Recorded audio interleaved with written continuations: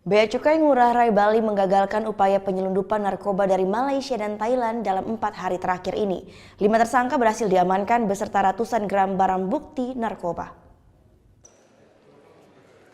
5 tersangka penyelundup narkoba dari Malaysia dan Thailand ini diamankan petugas Bea Cukai di Bandara Ngurah Rai Denpasar dari tanggal 31 Desember 2016 hingga 3 Januari kemarin. Tersangka pertama berinisial SP yang berangkat dari Kuala Lumpur ditangkap Sabtu 31 Desember jelang malam pergantian tahun. Pria pengangguran ini kedapatan membawa 506 gram sabu yang disimpan di dalam sebuah kemasan aluminium foil. Selain sabu, tersangka juga membawa 38 butir ekstasi. Dari hasil pemeriksaan SP, polisi berhasil menangkap 1 orang lagi yang akan mengambil barang haram tersebut. Pada tanggal 2 Januari, petugas Bea Cukai juga menangkap seorang wanita berinisial RA dan teman laki-lakinya berinisial SE yang baru tiba dari Bangkok, Thailand. Saat melakukan pemeriksaan mendalam, petugas menemukan 4,85 gram kokain, di mana 4,59 gram disembunyikan di dalam berat tersangka RA. Sementara dari tersangka SE, petugas juga menyita sabu seberat 0,84 gram di celana dalamnya. Tersangka terakhir yang berhasil dibekuk adalah pria asal Madura berinisial NM yang datang dari Kuala Lumpur Selasa kemarin. Pria ini tergolong nekat karena menyembunyikan 70 gram sabu di dalam anusnya.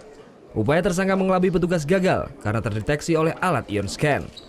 Kepala Kantor Bea Cukai Ngurah Rai Budi Harjanto menjelaskan 3 kasus penyelundupan narkoba ini dari jaringan yang berbeda. Tidak, tentunya berbeda ya. Jadi mereka tidak ada keterkaitan langsung.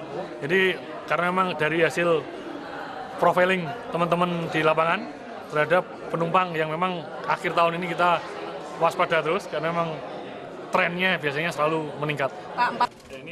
Untuk mengungkapkan jaringan mereka, Bea Cukai Ngurah Rai telah menyerahkan proses pemeriksaan selanjutnya kepada Direktorat Reserse Narkoba Polda Bali.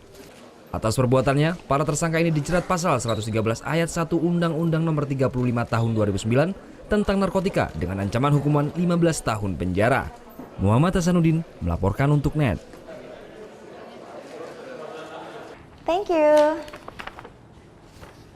Udah selesai nonton beritanya? Jangan pergi dulu dong. Subscribe dulu dan nonton tayangan lainnya di sini. Subscribe, nonton lagi. Subscribe, nonton lagi. Kak.